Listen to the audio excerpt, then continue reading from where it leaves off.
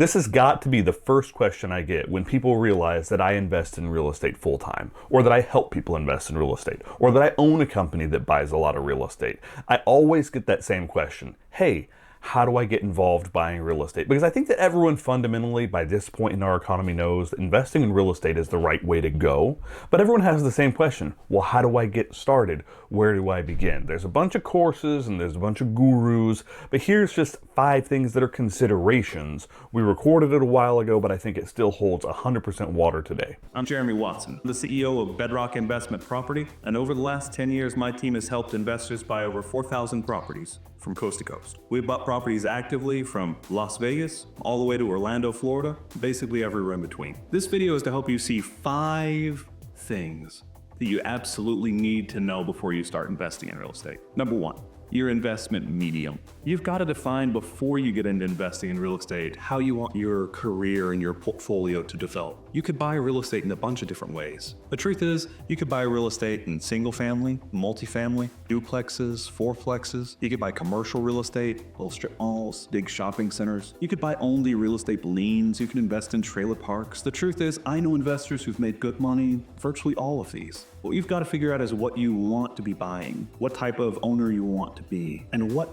type of asset can really change. Truth is, you could even push off all of the day-to-day dealings of the property. You could invest in real estate investment trusts. You could invest in syndications or tenants in common. And the truth is, there's dozens of ways that you can buy real estate. What I love about real estate is there's new things to learn every day. But you're going to be faced with a lot of different pitches and people talking about how this is the greatest thing or that's the greatest thing. You got to figure out first what you really want to do. I like single-family residential. That's what Bedrock does. It's straightforward, simple. You get to own it. You get to control it. Number 2. Location.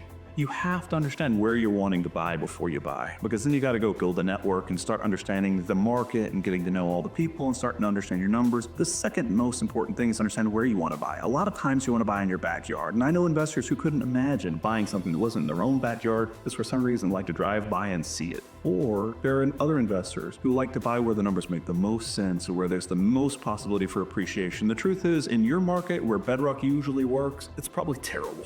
All right, it's probably just a horrible place to buy rental real estate, and that's why you're seeing me. The truth is, every number matters and every market's different. We buy in multiple different markets, but they all have different benefits and different risks. And so we buy all over the country specifically because markets are different. So you have to figure out where you want to buy. We can help you with that. Number 3, hassle.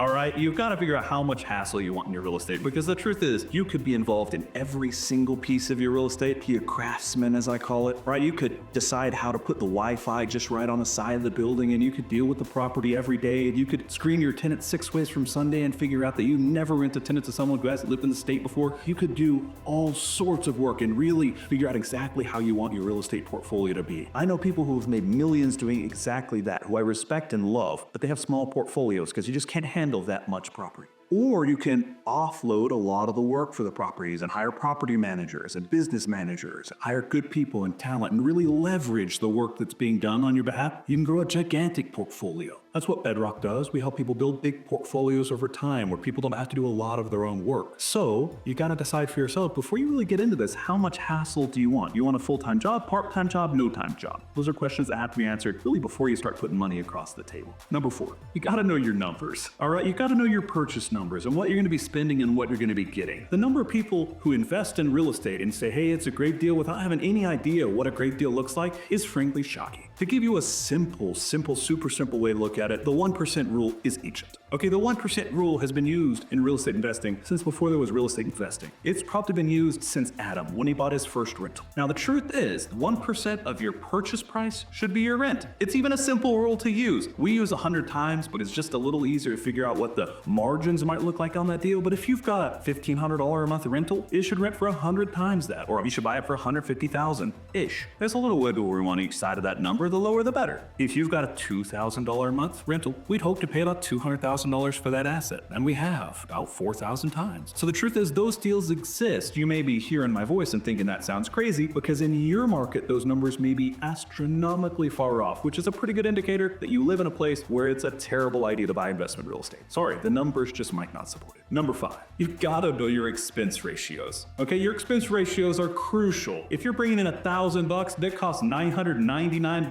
or $1,200 to manage that asset on a monthly basis because the expenses are off the chart. charts, what are you doing? Or you gotta know how much of that money is gonna go right back out. Now, I'm currently buying in 5 major US markets. I'm helping investors buy in 5 major US markets, and those markets could not be more different. In one of my markets, the homeowner's insurance is 4 times what it is in another market. In that same market that has high homeowners insurance costs, it also has homeowners associations dues on almost every house. So I could buy with a whole lot higher expenses, or I could just buy in another market with lower expenses. The truth is, we're buying in Market A because the appreciation is incredible. It was just named one of the best places to invest in the country. It is. It's been great for years, and it's appreciating like crazy. But you have to know how much money is going out and for what reasons. Homeowners insurance in some markets is astronomically high. Homeowners associations exist in some markets and are very typical and don't exist in other markets. And when you deal with homeowners association, you get a big old list of covenants that you have to comply with. And property taxes can be enormously high in some markets and basically non-existent in other markets. And some markets have a homeowners exemptions with property taxes, where if you buy it as a single, like a residence where you're gonna live there, your property taxes are about a quarter of what they are in other markets. And so you buy your property and you think, I got this great property tax deal, and then your property taxes quadruple. You've gotta know those expense ratios before you put money across and get into something you don't really know how to get out. The truth is, my team's helped people do this about 4,000 times, as I said, over the past decade. This is all we do. We love it. We'd love to help you with it. These are just 5 things you have to understand. What's my investment medium? What's my location? What level of hassle do I really want? What are my purchase numbers? What are my expense ratios? So hopefully that will be helpful.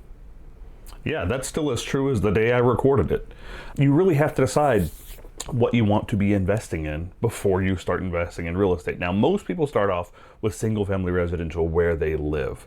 The reason I'm not in love with that is because where they live might be hot garbage. It might be trash. It might not be a landlord-friendly state. You only figure that out when you have to do your first eviction or when you have your first set of legal challenges. It might have horrible GRMs, kind of the math might be terrible. If you're in Northern California, you're buying between like 250 to 350 GRM. What that means is you're spending $250 for $1 of rent per month, or $350 for $1 of rent per month. We buy right now to, April 23, 2025, we're buying really actively at sub 160 GRM.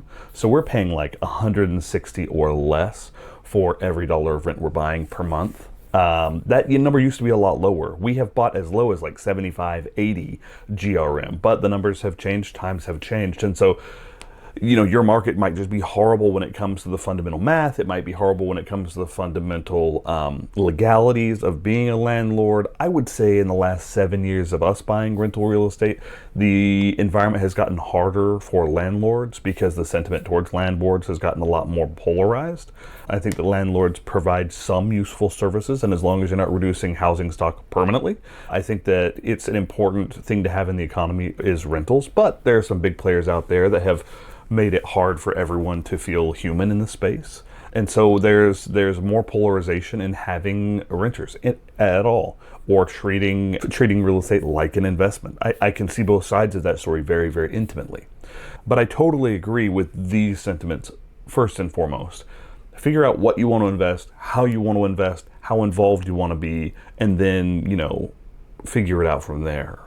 If you just want to start buying single-family residentials, you can learn almost everything you'd ever want to know on owning real estate online. We share a bunch of stuff for free. But as soon as you want to have someone help you with it, you've got to realize that for every amount of passivity you get, you're giving something up. If you're buying real estate investment trust, you're buying into a large, complicated asset where you own shares and they hold all the cards and control it.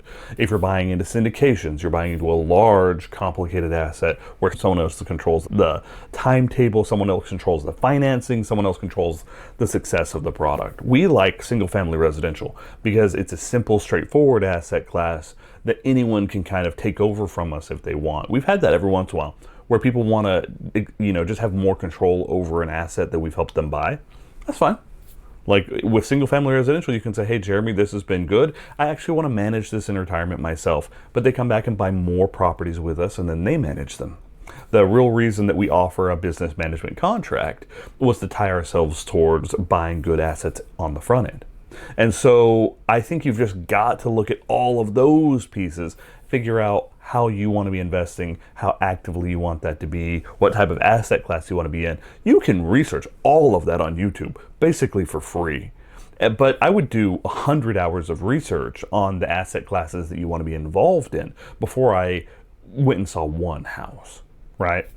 So Do the research, figure out what asset class you like, and then start seeing houses, or start seeing apartments, or start seeing commercial, or start seeing condos, or start seeing beach houses, or start looking at Airbnbs. Like, or call my firm and we'll just have a conversation.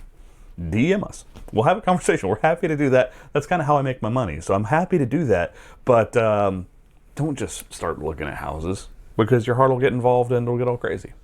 Now, if you want to join me and let me walk you through how I look at real estate and what makes a good deal and what doesn't make a good deal, we've got a lot of videos recorded on that. But I'm going to link right here a video called Never Buy Rentals Here. And what we do is I just sit down at my computer and walk you through Zillow and walk you through how to establish a box, how to establish the values of your box, how to establish what you're considering buying, how to compare your market to other markets, and how to see what a good deal is, and a first highest level hopper of what makes a rental a good rental if you're looking at single family residential. So if you want to look at all those pieces, kind of multiple markets, I'll just walk you through what I think makes a good rental and what we've bought more than 5,000 of over the years. That video's right here.